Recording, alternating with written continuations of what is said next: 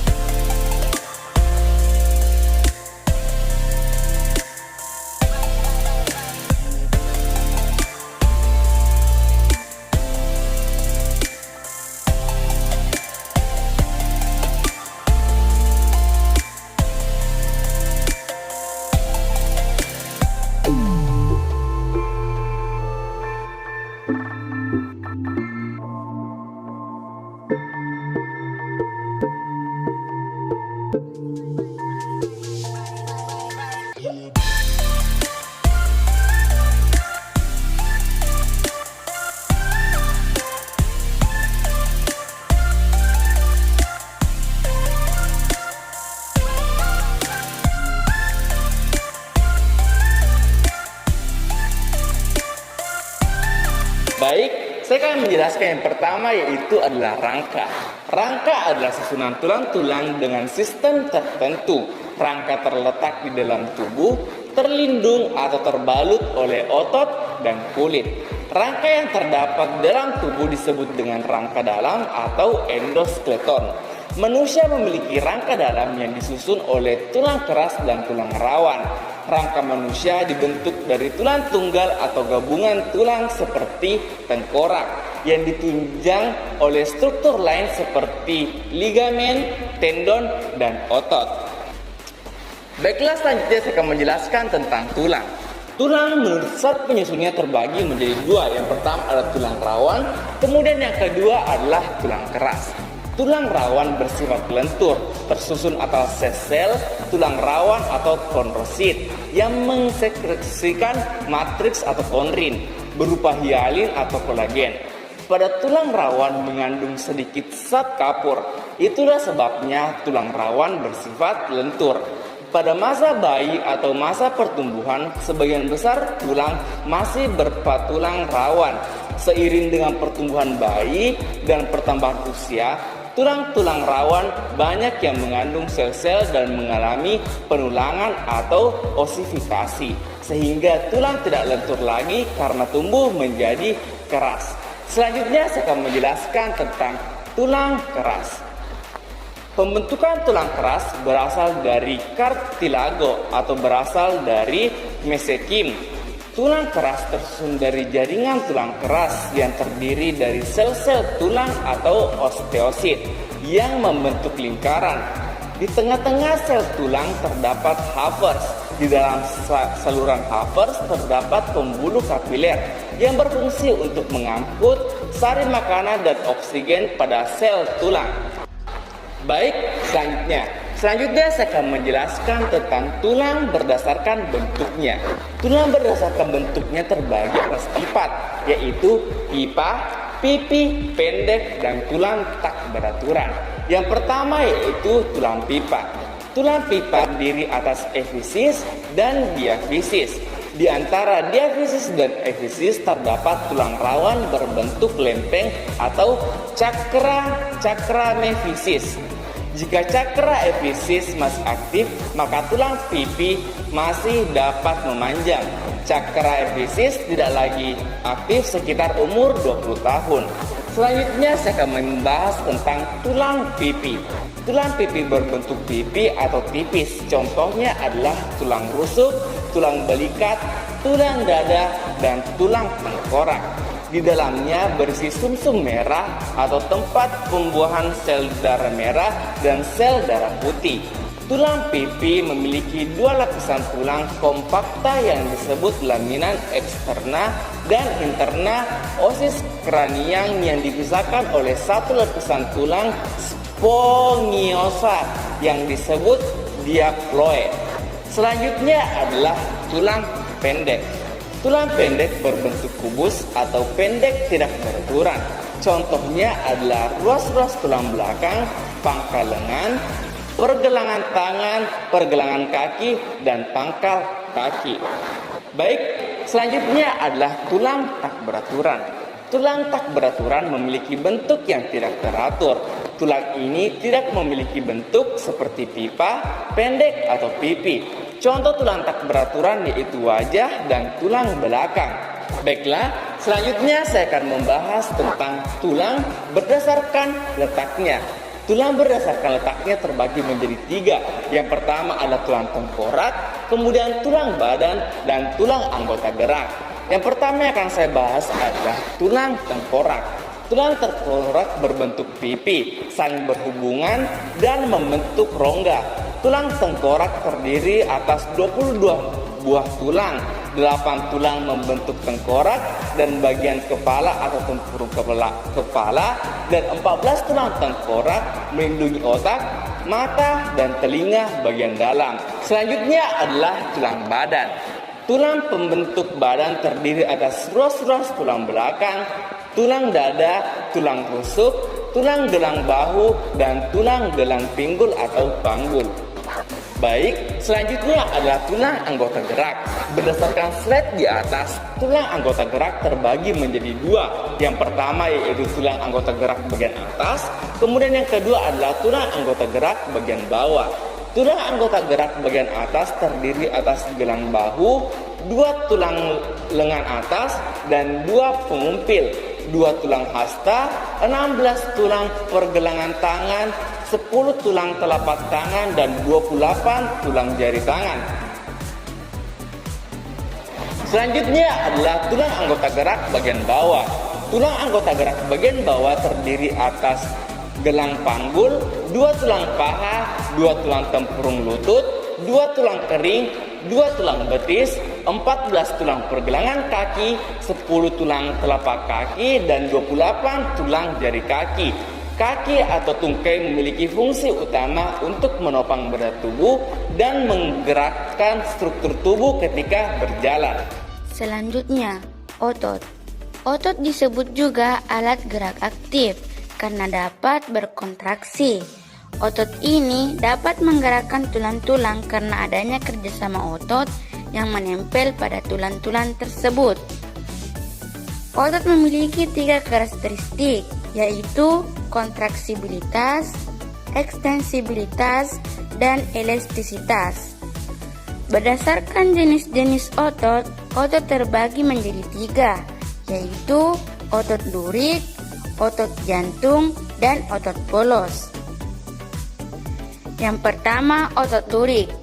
Bisa kita lihat pada slide di samping, otot lurik memiliki susunan berupa serabut-serabut panjang yang mengandung banyak inti sel dan tampak adanya bagian terang diselingi bagian gelap yang melintang. Yang kedua, otot jantung. Bisa kita lihat pada slide di samping, otot jantung atau miokardium hanya terdapat pada dinding jantung. Otot jantung memiliki ciri-ciri seperti otot lurik, memiliki serat gelap dan terang, tetapi cara kerjanya seperti otot polos dipengaruhi saraf tak sadar. Dan yang ketiga, otot polos. Bisa kita lihat pada slide di samping, otot polos sangat berbeda dengan otot lurik karena tidak memiliki serat gelap dan terang. Otot polos memiliki sel-sel berbentuk gelondong dan terdapat sebuah inti di tengah sel. Selanjutnya, mekanisme kerja otot. Bisa kita lihat gambar pada slide di samping. Apa sih itu mekanisme kerja otot? Mekanisme kerja otot adalah saat otot menerima rangsangan atau sinyal dari neuron motorik yang membuatnya berkontraksi. Kontraksi ototlah yang menyebabkan terjadinya sebuah gerakan pada tubuh. Otot jantung dan otot polos merupakan otot involunter karena gerakannya tidak memenuhi perintah yang kita kehendaki, sedangkan otot rangka merupakan otot volunter.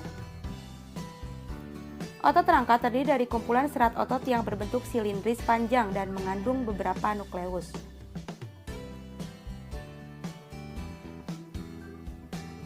Otot rangka akan berkontraksi dan berelaksasi ketika menerima sinyal dari sistem saraf. Neurotransmitter merupakan tempat pertukaran sinyal. Disinilah tempat terhubungnya bulb sinaptik, akson terminal, dan serat otot. Selanjutnya, serat otot terdiri dari banyak miofibril. Miofibril mengandung unit kontraktil yang disebut dengan sarkomer. Sarkomer berdekatan satu sama lain sepanjang miofibril. Setiap sarkomer terdiri dari filamen protein yang tebal dan tipis. Karena itulah otot ini disebut dengan otot lurik.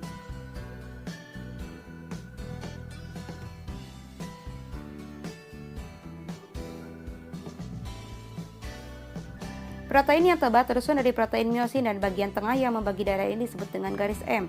Filamen yang tipis tersusun dari protein aktin. Garis potongnya disebut dengan garis Z.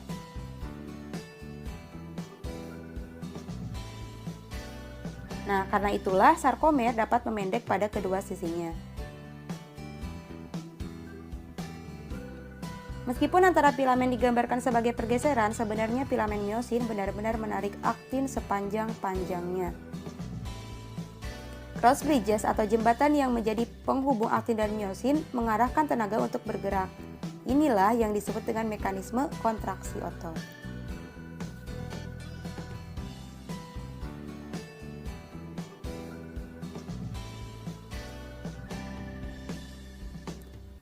Kontraksi otot dimulai ketika ATP yang menempel di miosin dihidrolisis menjadi ADP dan fosfat. Hal ini menyebabkan kepala miosin bisa menempel pada aktin dan membentuk jembatan aktin miosin. Ini adalah proses ketika miosin menempel pada aktin.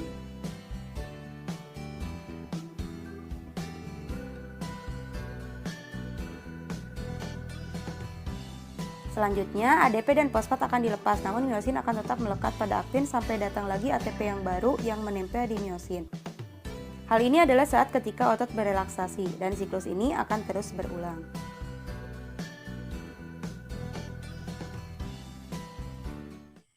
Selanjutnya adalah gangguan dan kelainan pada sistem gerak. Gangguan pada otot. Yang pertama adalah kejang otot. Kejang otot adalah gangguan otot karena melakukan aktivitas terus-menerus sampai akhirnya otot tidak mampu lagi berkontraksi karena kehabisan energi. Yang kedua adalah atrofi. Atrofi adalah gangguan otot karena otot mengecil sehingga kemampuan untuk berkontraksi hilang. Yang ketiga adalah hipertrofi. Hipertrofi adalah keadaan otot menjadi lebih besar dan kuat karena sering dilatih. Hal ini terjadi pada tubuh atlet, misalnya binaragawan, atlet angkat besi, dan atlet sepak bola. Yang keempat adalah tetanus. Tetanus adalah kejang otot yang disebabkan oleh toksin yang dihasilkan oleh Clostridium tetani. Selanjutnya, sendi. Bisa kita lihat di samping, sendi merupakan alat penghubung tulang ke tulang yang lainnya dan membantu pergerakan tubuh pada manusia. Berdasarkan macam-macam sendi, sendi terbagi menjadi 3. Bisa kita lihat bersama di slide di samping, yaitu yang pertama sinortosis, dan yang kedua diortosis, dan yang ketiga ampliortosis. Nah, yang pertama yang saya akan jelaskan yaitu sinortosis. Sinortosis merupakan sendi yang tidak bergerak atau sendi mati, contohnya pada tulang temporal. Yang kedua diortosis. Diortosis merupakan sendi yang bergerak bebas, contohnya pada sendi peluru, sendi pelana, dan sendi engsel. Sekarang bentuknya sendi terbagi menjadi 6 bagian. Bisa kita lihat pada slide di samping. Yang pertama sendi putar, dan yang kedua sendi geser, yang ketiga sendi pelana, dan yang keempat sendi engsel, yang kelima sendi gulung, dan yang terakhir sendi peluru, dan yang ketiga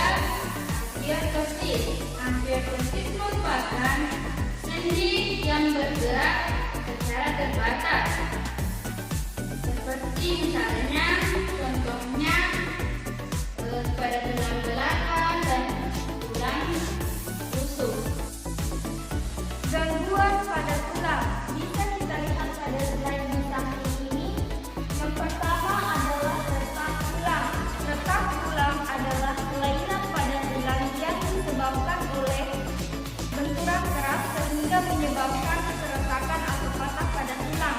Yang kedua adalah artritis. Artritis adalah kelainan pertumbuhan tulang pada anak yang disebabkan oleh kurangnya vitamin D. Artritis dapat menyebabkan tulang lunak serta rapuh dan mudah patah. Yang ketiga adalah hidrosefalus. Hidrosefalus adalah penumpukan cairan di otak sehingga meningkatkan tekanan pada otak. Bisa kita lihat pada gambar di samping ini.